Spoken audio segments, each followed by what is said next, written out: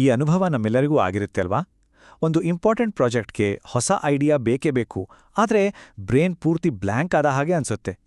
ಐಡಿಯಾಗಳನ್ನ force ಮಾಡಿ ಹೊರಗೆ ತರೋಕೆ ಎಷ್ಟು ಟ್ರೈ ಮಾಡಿದ್ರೂ ಏನೂ ಹೊಳೆಯೋದೇ ಇಲ್ಲ. ಹಾಗಾದ್ರೆ ನಮ್ಮ ಬೆಸ್ಟ್ ಕ್ರಿಯೇಟಿವ್ ಐಡಿಯಾಗಳು ನಿಜವಾಗ್ಲೂ ಎಲ್ಲಿಂದ ಬರುತ್ತೆ? ಬನ್ನಿ, ಇದರ ಹಿಂದಿನ ಕೆಲವು ಇಂಟ್ರೆಸ್ಟಿಂಗ್ ಉತ್ತರಗಳನ್ನು ಹುಡುಕೋಣ. ಡೆಡ್ಲೈನ್ ಹತ್ರ ಬರ್ತಿದ್ದ ಹಾಗೆ ಕ್ರಿಯೇಟಿವ್ ಆಗಿರಬೇಕು ಅನ್ನೋ ಪ್ರೆಷರ್, ಇದು ತುಂಬಾನೇ ಕಾಮನ್. ಈ ಒತ್ತಡದಲ್ಲಿ ಏನಾದ್ರೂ ಒಂದು ಐಡಿಯಾ ಬಂದ್ರೂ ಕೂಡ ಅದು ಬೆಸ್ಟ್ ಆಗಿರುತ್ತೆ ಅನ್ನೋ ಗ್ಯಾರಂಟಿ ಇರಲ್ಲ. ಕೆಲಸ ಮಾಡೋ ಜಾಗದಲ್ಲಿ ಈ ಪರಿಸ್ಥಿತಿನ ಪ್ರತಿದಿನ ಎಷ್ಟೋ ಜನ ಫೇಸ್ ಮಾಡ್ತಾರೆ. ಅಗತ್ಯವೇ ಆವಿಷ್ಕಾರದ ತಾಯಿ ಅನ್ನೋ ಮಾತನ್ನ ನಾವೆಲ್ಲೂ ಕೇಳಿರ್ತೀವಿ. ಕೆಲವು ಸಲ ಇದು ನಿಜ ಇರ್ಬೋದು, ಆದರೆ ಕ್ರಿಯೇಟಿವಿಟಿ ವಿಷಯಕ್ಕೆ ಬಂದಾಗ ಇದು ತುಂಬಾನೇ ಪ್ರೆಷರ್ ಹಾಕೋ ದಾರಿ. ಈ ಪ್ರೆಷರ್ನಿಂದಾಗಿ ನಮ್ಮ ಬ್ರೈನ್ ಬರೀ ಸರ್ವೈವಲ್ ಮೋಡ್ಗೆ ಹೋಗುತ್ತೆ, ಫ್ರೀಯಾಗಿ ಯೋಚನೆ ಮಾಡೋ ಸ್ಥಿತಿಯಲ್ಲೇ ಇರಲ್ಲ. ಸೊ ಬೆಸ್ಟ್ ಐಡಿಯಾಗಳು ಹೊರಗೆ ಬರೋದೇ ಇಲ್ಲ. ಹಾಗಾದ್ರೆ ಇದಕ್ಕೆ ಸೊಲ್ಯೂಷನ್ ಏನು? ಆಶ್ಚರ್ಯ ಅನ್ಸಿದ್ರು ಕ್ರಿಯೇಟಿವಿಟಿಗೆ ಬೆಸ್ಟ್ ಎನ್ವಿರಾನ್ಮೆಂಟ್ ಅಂದ್ರೆ ಅನ್ಲಿಮಿಟೆಡ್ ಟೈಮ್ ಲಿಮಿಟ್ ಇಲ್ಲ ಅಂದಾಗ ನಮ್ಮ ಮನಸ್ಸಲ್ಲಿ ಹುಟ್ಟೋ ಸಾಧ್ಯತೆಗಳಿಗೂ ಲಿಮಿಟ್ ಇರಲ್ಲ ಅನ್ನೋ ಹಾಗೆ ಅನ್ಸುತ್ತೆ. ಆದರೆ ನಮಗೆಲ್ಲ ಅನ್ಲಿಮಿಟೆಡ್ ಟೈಮ್ ಸಿಗತ್ತಾ? ಖಂಡಿತ ಇಲ್ಲ ಅಲ್ವಾ? ಹಾಗಿದ್ರೆ ಏನು ಮಾಡ್ಬೋದು? ಅದನ್ನೇ ಈಗ ಮುಂದೆ ನೋಡೋಣ.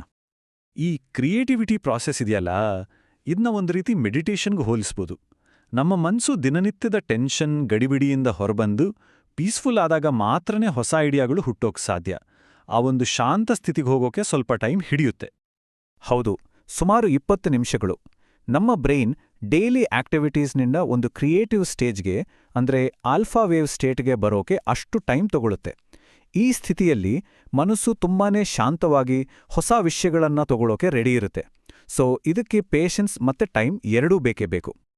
ಸರಿ, ಎಲ್ರಿಗೂ ಅನ್ಲಿಮಿಟೆಡ್ ಟೈಮ್ ಸಿಗೋದು ಕಷ್ಟ. ಅದೊಂದು ರೀತಿ ಲಕ್ಸುರಿನೇ ಸರಿ. ಹಾಗಾದ್ರೆ ಪ್ರಾಕ್ಟಿಕಲ್ ಆಗಿ ಏನ್ ಮಾಡ್ಬೋದು? ಇಲ್ಲಿ ಇಂಪಾರ್ಟೆಂಟ್ ವಿಷಯ ಏನಂದ್ರೆ, ಪ್ರತಿಯೊಬ್ಬರು ತಮ್ಮ ಪರ್ಸನಲ್ ಕ್ರಿಯೇಟಿವ್ ರಿದಮ್, ಅಂದ್ರೆ ತಮ್ಮ ಪೀಕ್ ಟೈಮ್ ಯಾವುದು ಅಂತ ಕಂಡಿಡ್ಕೊಳ್ಳೋದು. ಸಾಮಾನ್ಯವಾಗಿ 2 ಥರದ ಜನರನ್ನ ನೋಡ್ತೀವಿ. ಕೆಲವರು ಮಾರ್ನಿಂಗ್ ಪರ್ಸನ್ಸ್. ಇವರಿಗೆ ಬೆಳಿಗ್ಗೆ ಬೇಗ ಇಡೀ ಜಗತ್ತು ಎದ್ದೇಳೋಕ್ಕೂ ಮುಂಚೆ ಯೋಚನೆ ಮಾಡಕ್ಕೆ ಚೆನ್ನಾಗಿರುತ್ತೆ. ಇನ್ನು ಕೆಲವರು ಈವ್ನಿಂಗ್ ಪರ್ಸನ್ಸ್.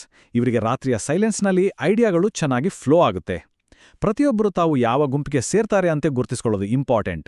ಬಾಡಿ ಕೊಡೋ ಸಿಗ್ನಲ್ಸ್ ಗಮನಿಸಿ ಯಾವ ಟೈಮ್ನಲ್ಲಿ ಜಾಸ್ತಿ ಎನರ್ಜೆಟಿಕ್ ಆಗಿರ್ತಾರೆ ಅಂತ ನೋಡ್ಕೊಳ್ಬೇಕು. ಒಮ್ಮೆ ತಮ್ಮ ಪೀಕ್ ಟೈಮ್ ಯಾವುದು ಅಂತ ಗೊತ್ತಾದ್ಮೇಲೆ ದಿನವನ್ನ ಈ ರೀತಿ ಪ್ಲಾನ್ ಮಾಡ್ಕೋಬೋದು. ಜಾಸ್ತಿ ಎನರ್ಜಿ ಮತ್ತು ಕ್ರಿಯೇಟಿವಿಟಿ ಇರೋ ಟೈಮಲ್ಲಿ ತುಂಬಾನೇ ಇಂಪಾರ್ಟೆಂಟ್ ಆಗಿರೋ ಕ್ರಿಯೇಟಿವ್ ಕೆಲಸಗಳನ್ನ ಮಾಡೋದು. ಉಳಿದ ಟೈಮಲ್ಲಿ ಬೋರಿಂಗ್ ರೊಟೀನ್ ಕೆಲಸಗಳನ್ನ ಮುಗಿಸ್ಬೋದು. ಇದರಿಂದ ಪ್ರೊಡಕ್ಟಿವಿಟಿ ಜಾಸ್ತಿ ಆಗೋದು ಅಷ್ಟೇ ಅಲ್ಲ, ಕಡಿಮೆ ಟೈಮಲ್ಲಿ ಹೆಚ್ಚು ಎಫೆಕ್ಟಿವ್ ಆಗಿ ಕೆಲಸ ಮಾಡಕ್ಕೆ ಹೆಲ್ಪ್ ಆಗುತ್ತೆ.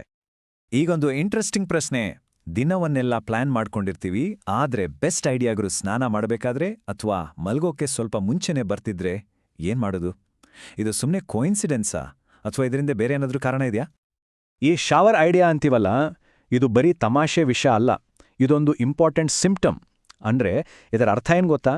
ನಮ್ಮ ವರ್ಕ್ ಎನ್ವೈರ್ಮೆಂಟ್ ನಮ್ಮ ಬ್ರೇನನ್ನ ಅದರ ಫುಲ್ ಪೊಟೆನ್ಷಿಯಲ್ನಲ್ಲಿ ಯೂಸ್ ಮಾಡ್ಕೊಳ್ಳೋಕೆ ಬಿಡ್ತಾ ಇಲ್ಲ ಅನ್ನೋದಕ್ಕೆ ಇದೊಂದು ಕ್ಲಿಯರ್ ಸಿಗ್ನಲ್. ಬ್ರೇನ್ಗೆ ರೆಸ್ಟ್ ಸಿಕ್ಕಾಗ ಮಾತ್ರನೇ ಅದು ಕ್ರಿಯೇಟಿವ್ ಆಗಿ ಯೋಚನೆ ಮಾಡ್ತಿದೆ. ಇದನ್ನ ಇನ್ನೊಂದಿಷ್ಟು ಕ್ಲಿಯರ್ ಆಗಿ ನೋಡೋಣ ಬನ್ನಿ. ಈಗ ಸ್ನಾನ ಮಾಡಬೇಕಾದ್ರೆ ಐಡಿಯಾಗಳು ಬಂದ್ರೆ ಅದರರ್ಥ ದಿನವಿಡೀ ಅತಿಯಾದ ಗದ್ದಲ ಮತ್ತು ಕೆಲಸಗಳಿಂದ ತುಂಬಿ ಹೋಗಿತ್ತು ಅಂತ. ಅದೇ ಥರ ಮಲ್ಗೋ ಟೈಮಲ್ಲಿ ಸೂಪರ್ ಐಡಿಯಾಗಳು ಬರ್ತಿದೆ ಅಂದ್ರೆ ದಿನಪೂರ್ತಿ ಇದ್ದ ಮೆಂಟಲ್ ಪ್ರೆಷರಿಂದ ಬ್ರೈನ್ ಈಗ ತಾನೇ ರಿಲ್ಯಾಕ್ಸ್ ಆಗ್ತಿದೆ ಅನ್ನೋದ್ರ ಲಕ್ಷಣ ಅದು. ಹಾಗಾದ್ರೆ ಈ ಪ್ರಾಬ್ಲಮ್ಗೆ ಪರಿಹಾರ ಏನು? ಕೆಲಸ ಮಾಡೋ ಜಾಗದಲ್ಲೇ, ನಮ್ಮ ಡೆಸ್ಕ್ನಲ್ಲೇ ಕ್ರಿಯೇಟಿವ್ ಐಡಿಯಾಗಳಿಗೆ ಜಾಗ ಮಾಡ್ಕೊಳ್ಳೋದು ಹೇಗೆ? ಬರೀ ಶವರ್ನಲ್ಲಿ ಮಾತ್ರ ಅಲ್ಲ, ವರ್ಕಿಂಗ್ ಅವರ್ಸ್ನಲ್ಲೂ ಒಳ್ಳೊಳ್ಳೆ ಐಡಿಯಾಗಳನ್ನ ಪಡೆಯೋಕೆ ಒಂದು ದಾರಿ ಇದೆ. ಅದಕ್ಕೋಸ್ಕರ ಇಲ್ಲೊಂದು ಸಿಂಪಲ್ ಆದ 3 ಸ್ಟೆಪ್ ಮೆಥಡ್ ಇದೆ. ಫಸ್ಟ್, ಒಂದು ಸೈಲೆಂಟ್ ಆಗಿರೋ ಜಾಗ ಹುಡುಕಿ. ಇದರಿಂದ ಬ್ರೈನ್ಗೆ ಹೊರಗಿನ ಡಿಸ್ಟರ್ಬೆನ್ಸ್ ಇರಲ್ಲ.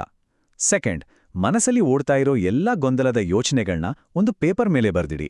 ಹೀಗೆ ಮಾಡೋದ್ರಿಂದ ಬ್ರೈನ್ ಬೇರೆಲ್ಲ ವಿಷಯಗಳನ್ನ ಬಿಟ್ಟು ಆ ಪ್ರಾಬ್ಲಮ್ ಮೇಲೆ ಮಾತ್ರ ಫೋಕಸ್ ಮಾಡೋಕೆ ಸಾಧ್ಯ ಆಗತ್ತೆ. ಲಾಸ್ಟ್ ಸ್ಟೆಪ್, ಮನಸ್ಸಿಗೆ ಆ ಪ್ರಾಬ್ಲಮ್ ಬಗ್ಗೆ ಫ್ರೀಯಾಗಿ ಡೀಪ್ ಆಗಿ ಯೋಚನೆ ಮಾಡೋಕೆ ಬಿಡಿ. ಯಾವುದೇ ಜಜ್ಮೆಂಟ್ ಇಲ್ಲದೆ ಐಡಿಯಾಗಳು ಸುಮ್ಮನೆ ಹರಿದು ಬರಲಿ. ಕೊನೆಗೆ ಈ ಒಂದು ಪ್ರಶ್ನೆಯೊಂದಿಗೆ ಯೋಚನೆ ಮಾಡೋಣ. ನಮ್ಮ ಮನಸ್ಸಿಗೂ ಅದರ ಬೆಸ್ಟ್ ಐಡಿಯಾಗಳಿಗೂ ಮಧ್ಯ ನಿಜವಾಗ್ಲೂ ಅಡ್ಡ ಬರ್ತಿರೋದು ಯಾವುದು? ಅದು ಟೈಮ್ ಇಲ್ಲದೆ ಇರೋದಾ, ಪ್ರೆಷರಾ, ಅಥವಾ ಕ್ರಿಯೇಟಿವಿಟಿಗೆ ಬೇಕಾದ ಒಂದು ಸೈಲೆಂಟ್ ಸ್ಪೇಸನ್ನ ನಾವೇ ಮಾಡ್ಕೊಳ್ದೇ ಇರೋದಾ?